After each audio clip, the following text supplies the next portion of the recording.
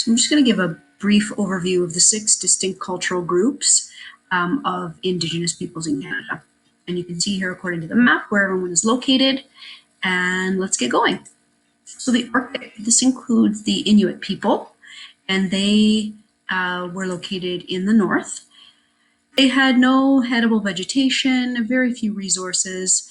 They relied on animals, so seals, whales, walruses, birds, caribou, and they used those resources in order to create art. And a lot of their clothing and sculptures had carvings from animals, made of animals and animal products. Subarctic, so that's this yellow area, quite a large area. They included forests and mountains where they lived, Canadian Shield, so that was rock. They had similar beliefs to the Arctic or Inuit. The subarctic peoples, they had Nanabush and Wiskashkinek that were heroes and trickster figures in their culture. The hero trickster was the raven. They believed that some people had medicine powers. They decorated clothing and accessories. They used song, singing, dancing, and storytelling in order to promote their culture and share stories and pass them on.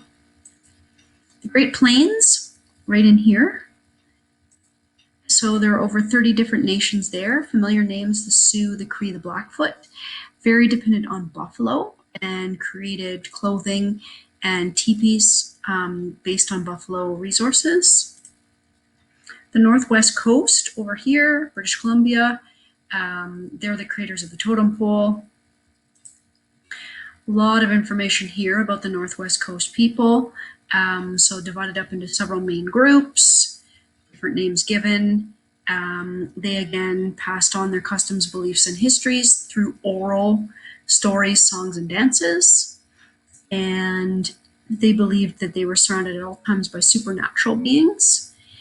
It was shamans who provided a link to the spiritual world, and there's information here about shamans. The Plateau. So these people lived at the foothills of the Rocky Mountains. They had resources of elk, bear, caribou, similar beliefs to the Great Plains Indigenous peoples. Plateau culture believed strongly that there were spirits inhabiting all living and non-living things. They also had shamans.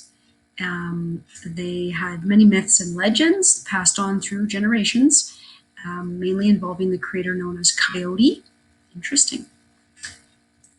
The Eastern Woodlands, so that's down in our area. The Iroquois, the Algonquin, lived in longhouses. The Ottawa tribe was part of the Algonquin. They believed that after a great flood, water covered the earth. Several water animals and birds tried to bring some mud to the surface. Eventually a muskrat succeeded, and then Sky Woman spread the mud on the back of the turtle, and this created North America, or Turtle Island, which you may have heard of.